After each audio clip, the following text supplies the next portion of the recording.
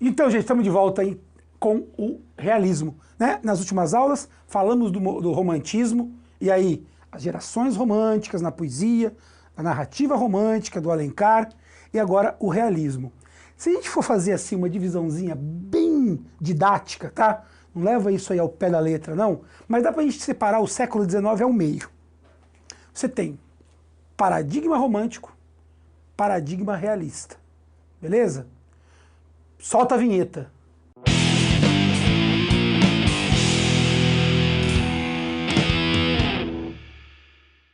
Gente, é o seguinte, olha só. O realismo, ele foi uma reação ao romantismo. Isso é claro, né? O romantismo já dava sinais de fraqueza, era uma arte burguesa, de uma sociedade que começava a mostrar elementos de decadência, as cidades cresceram, segunda revolução industrial, problemas enormes em termos de concentração de renda e de pobreza extrema, e isso tudo vai trazer questionamentos. Tem uma outra questão que é muito interessante. O romantismo, ele é uma arte burguesa, em essência, e que traz valores burgueses. Um deles, por exemplo, o casamento. E aí é muito interessante porque quando você pega as narrativas românticas tradicionais, elas vão e é aquela luta toda da heroína e tal, e do herói, para poder ficar juntos, e aquele rolo, e pá, e o livro termina com o casamento. Aliás, as novelas de TV, elas se aproveitaram disso, né?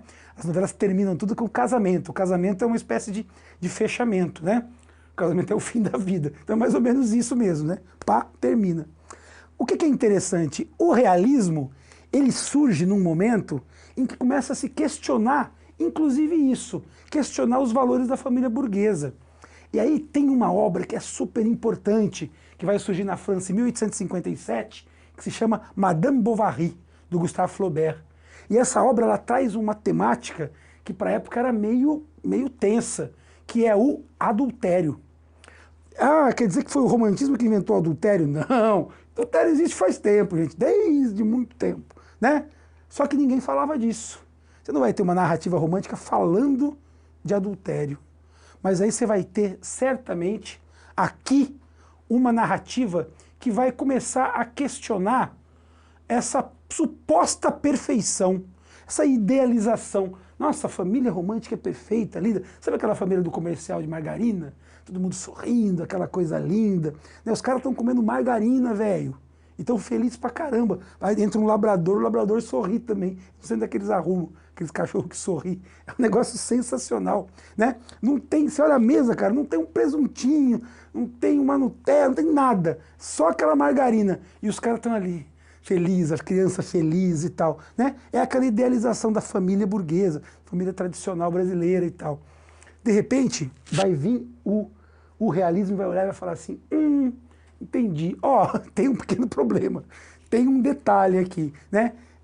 7 anos depois, né? Então é interessante, algumas narrativas realistas vão mostrar a família algum tempo depois.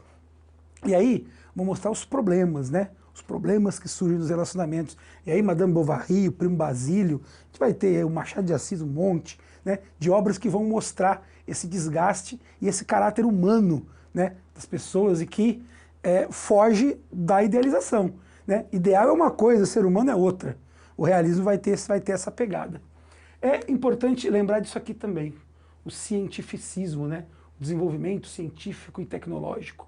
A Europa, na segunda metade do século XIX, viu aparecer um número enorme de pensadores, de cientistas, de pesquisadores. E aí, a teoria da evolução das espécies, do Darwin, o determinismo do Hippolyte Taine, o socialismo científico do Karl Marx, do Friedrich Engels, o positivismo do Auguste Comte, esses caras, eles vão revolucionar a forma de se pensar, né? Aliás, vão trazer essa ideia, pensar, né? Veja, o Essa de Queiroz tem uma frase que fala isso, né?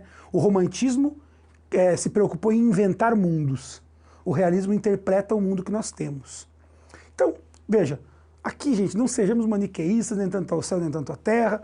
Romantismo é muito legal enquanto literatura, realismo é muito legal enquanto literatura. Mas tinha realmente esse embate, tinha essa treta, né? Os românticos passaram a ser vistos, então, como figuras que criavam, fantasiavam, né, idealizavam um mundo, e aí de repente começa a surgir um mundo mais pé no chão, que vai lidar com problemas sociais, que vai lidar com a realidade e vai pedir uma nova literatura. E essa literatura vai vir, essa literatura vai surgir, e vão surgir diversos grandes escritores nessa toada, né? Não é nossa intenção aqui fazer um panorama do pensamento realista, a gente vai direto falar só do grandão, do maior deles, dessa figura enorme que é o Machado de Assis.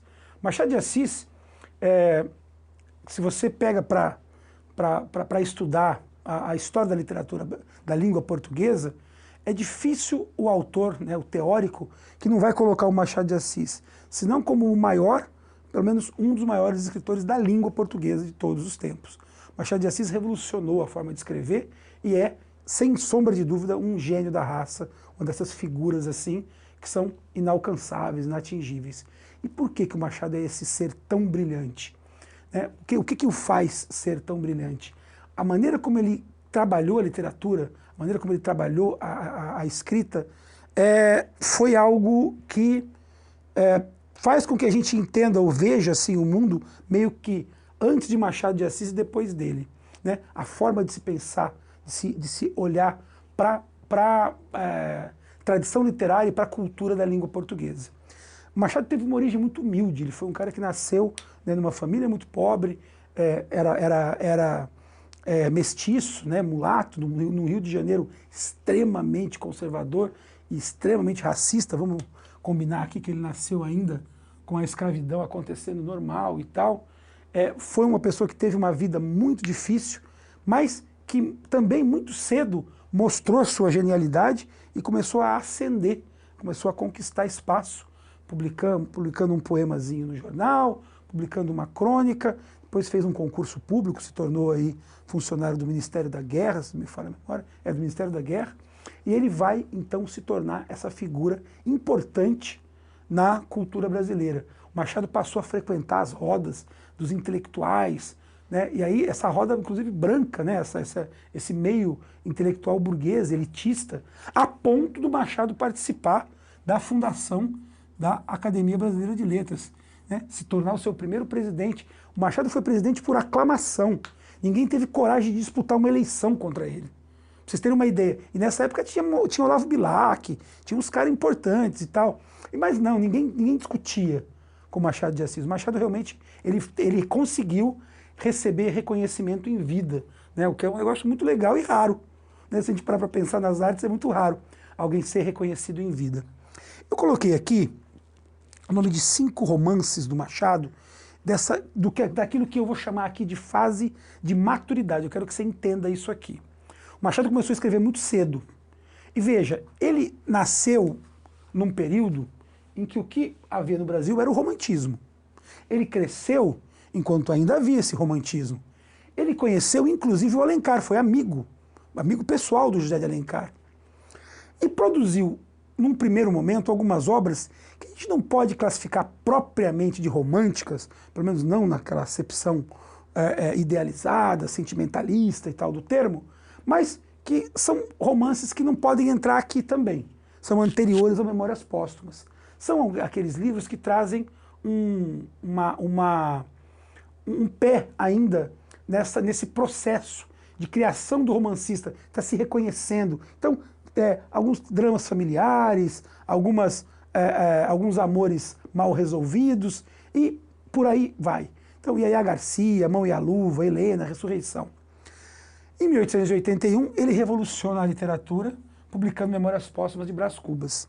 Esses 3 livros aqui, Memórias Póstumas, Quincas Borba e Dom Casmurro, eles são considerados a tríade realista do Machado. Esse termo aqui, o próprio Machado não gostava. Ele não se considerava um autor realista. Ele se considerava um autor. Essa ideia da nova escola, aliás, ele tinha até uma certa diferença com o Eça de Queiroz. O Eça se orgulhava disso. O Eça participou ativamente de grupos de autores realistas e se colocava como autor realista. Já o Machado não. O Machado era autor, ele entendia que ele fazia literatura. realmente não se encaixava no romantismo, mas não aceitou muito bem essa ideia desse rótulo. O fato é que, por que a gente o classifica como realista? Por que Memórias Póstumas é o primeiro romance realista da língua portuguesa? Porque o Machado ele vai criar aqui um romance, e olha só, vamos prestar atenção nisso. O romance romântico, ele se estrutura a partir da ação, de acontecimentos episódicos, de acontecimentos sucessivos que vão de uma situação inicial, um nó narrativo, até a solução desse nó e um desfecho. O romance romântico ele vai estar estruturado a partir da ideia, em geral, das relações afetivas. E aí, o que nos interessa é a ação. Né? Igual quando você está assistindo uma telenovela, o que você quer saber? E aí, com quem que ela ficou? Ela ficou com ele no final? Ele morreu? Né? Acontecimento, fato. O Machado vai inaugurar aqui um tipo de romance em que a ação não é tão importante quanto a reflexão. Eu vou começar a refletir, no caso do Memórias Póstumas, sobre a condição humana. Refletir sobre a condição humana. Né? O Brás Cubas morre na primeira página do livro. E a partir da sua morte, passa a refletir sobre a sua existência. A partir da morte, vai refletir sobre a vida. Vai olhar para a sua existência, para a sua condição. Numa pegada meio pessimista, irônica e pessimista, né? Recebendo aí uma influência desse pessimismo que a gente reconhece no Schopenhauer e que tem aí uma participaçãozinha aí na obra do Machado. Machado sempre muito irônico, é interessante. O Brás Cubas verifica que a existência é um vazio, chega a essa conclusão no final, o grande vazio existencial, e no fim, você vai falar, mas o livro é super depressivo? Não, o livro é engraçado. Na verdade, Brás Cubas ri disso, ri da própria condição, ri da nossa condição humana, da nossa condição de seres que irão morrer e no final não vão levar nada. E, na verdade, o que existe é o nada. E as pessoas dão importância demais para a imagem, para o dinheiro, para os prazeres, e no fim das contas, o que resta é o vazio, o que resta é a morte. E essa constatação é feita pelo Brás Cubas lá no final do livro. Nós vamos falar hoje especificamente do Quincas Borba. Se não por nada, pelo fato dele também estar numa lista importante, né? Está na lista da FUVEST, e não só, tem outras também, a UFO. Então ele é a bola da vez. Mas vamos falar de outro livro do Machado também. Na próxima aula vamos falar de Dom Casmurro. Olha só, Quincas Borba, segunda obra do Machado, vejam, o Machado demorou aqui 90, 91.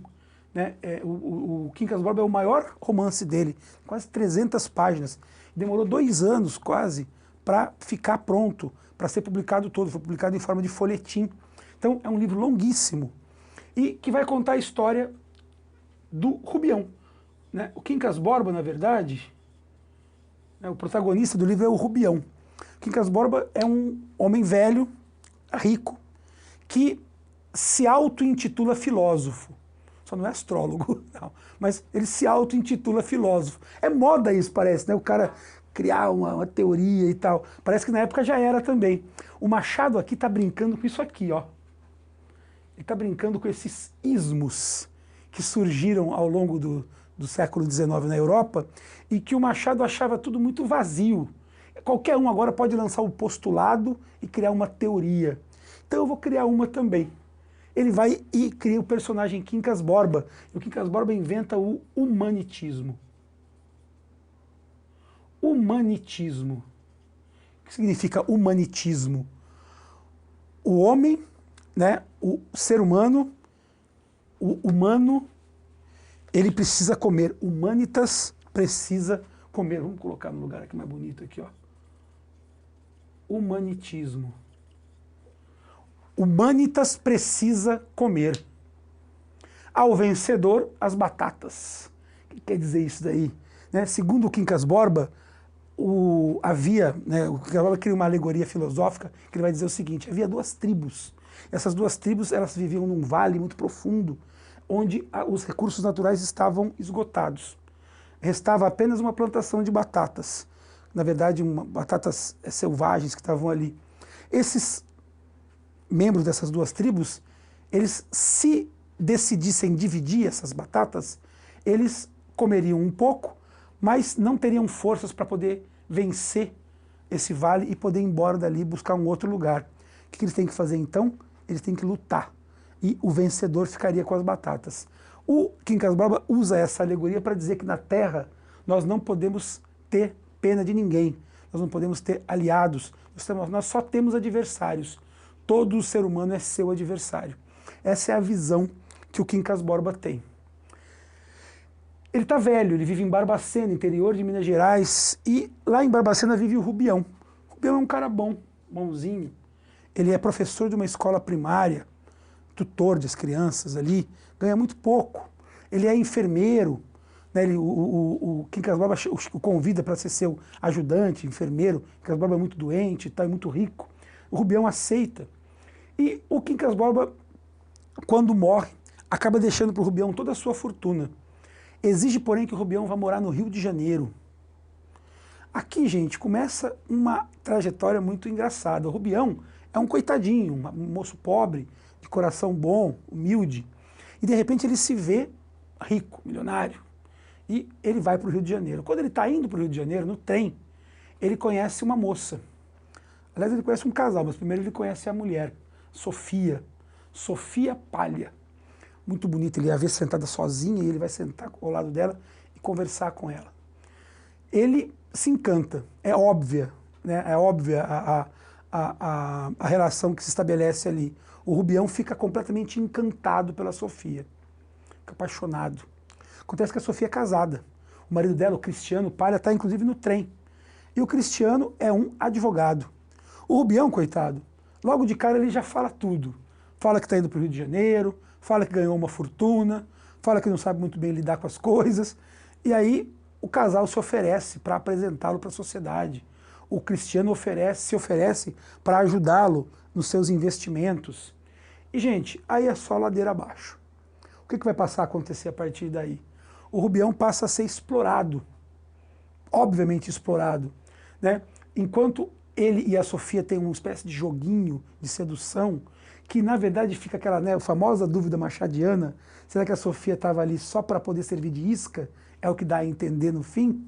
Mas a questão toda é a seguinte, o Cristiano começa a contrair empréstimo, começa a pegar dinheiro emprestado do próprio Rubião, contrai empréstimo e põe o Rubião como avalista.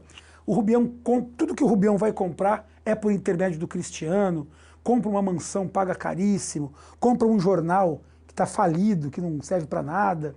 Enfim, o Rubião só entra em roubada. E ele só entra em roubada por meio do Cristiano. A gente vai percebendo, então, que o Rubião está entrando num poço sem fundo ali. E o que vai acabar acontecendo é o óbvio. Ao final, o Rubião acaba falindo, o Rubião acaba sem dinheiro, acaba completamente arruinado. E o interessante é que, quando ele se vê completamente arruinado, Sofia e Cristiano sumiram, desapareceram, não tem mais sinal deles. O Rubião, como eu disse, avalizou títulos para o Cristiano, emprestou dinheiro, quer dizer, fica no ar aquela, né, a ideia de que o que aconteceu na verdade ali foi um grande golpe. E o Rubião, com toda a sua honestidade, acaba voltando para Barbacena e acaba morrendo no final, fica louco, perde completamente o juízo e termina sozinho. Eu não falei no começo, para não confundir, o Rubião só tem um companheiro fiel a ele ao longo do livro todo, é o Quincas Borba. Não o Quincas Borba filósofo, que morreu no começo do livro, mas um cachorro. O Quincas Borba filósofo tinha um cachorro, e ele colocou no cachorro dele o nome dele. O cachorro também chamava Quincas Borba. E aí, quando o Quincas Borba, homem, morre, ele deixa para o Rubião a fortuna e o cachorro. E o Rubião vai criar o Quincas Borba. No final do livro, sobram o Rubião e o cachorro. O cachorro morre um pouquinho antes, aliás. E é muito interessante verificar, aliás, é uma certa ironia, tem uma ideia que, assim, de que o Machado quis brincar com o Schopenhauer mesmo, né? Porque diz a lenda que o Schopenhauer era um cara muito difícil e que o único ser que se aproximava dele durante muito tempo na universidade era um cachorro, mas porque ele alimentava o cachorro, ele dava comida, dava carne, então o cachorro se aproximava dele. Aliás, na tradução em inglês do livro Quincas Borba, o título é Philosopher or Dog, é o título do livro em inglês. Então, essa questão do cachorro é uma questão bem interessante no livro, e claro que é mais uma das ironias, mais uma das brincadeiras machadianas. Gente, no final das contas, o que a gente tem aqui é uma reflexão, sim, sobre a condição humana. E aí, somos todos adversários? Dá pra gente confiar em alguém? Tá fácil não, né?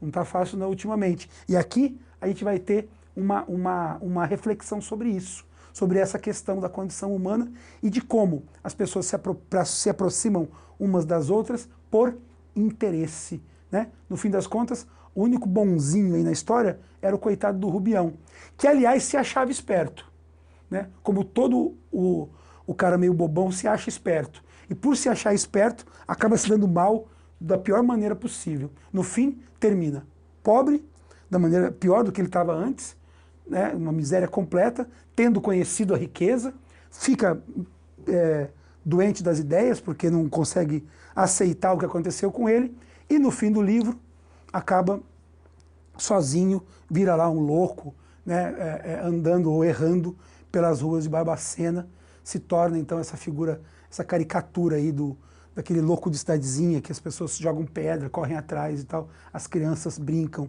né? e ficam ali humilhando. Então, no fim das contas, o Rubião tem essa trajetória terrível. O que a gente pode concluir disso? O Quincas Borba era muito inteligente. Ele usou o Rubião como cobaia. Ele provou o humanitismo. Ao vencedor as batatas. Fosse um vencedor, Rubião teria ficado com a Sofia, com o dinheiro, mandado o Cristiano embora e estava tudo certo. O Rubião, na visão do Quincas Borba, não é um vencedor. Não ficou com as batatas. Manteve os seus valores, manteve a sua ética e, no fim, se torna essa caricatura. Então, no fim das contas, a gente tem um autor, né, o cara falando do Machado, que joga pra gente uma obra que, aliás, é interessante porque o Memórias Póstumas é narrado em primeira pessoa. O Dom Casmurro é narrado em primeira pessoa, mas o Quincas Borba não. O Quincas Borba é narrado em terceira pessoa. O Quincas Borba tem um narrador observador que vai fazendo uns comentários muito interessantes, muito engraçados dessa condição e dessa trajetória, dos diversos acontecimentos. Como eu disse, o livro é bem extenso. Então, há uma série de acontecimentos que vão mostrando pra gente o quanto a vida é difícil, né? Principalmente para quem acredita nas pessoas. O Rubião acredita nas pessoas. E por acreditar nas pessoas, por ser ético, por ser correto, né, ele acaba sofrendo as consequências. Tá certo? Gente, olha só, Machado de Assis é um autor obrigatório. Eu não consigo conceber, e agora eu vou ser bastante sincero aqui com vocês. Óbvio, a gente está aqui para facilitar a vida de vocês e conversar sobre as obras. Mas é inconcebível que você passe a sua existência sem ler pelo menos um livrinho do Machado de Assis. Escolhe um. Escolhe o que você quiser.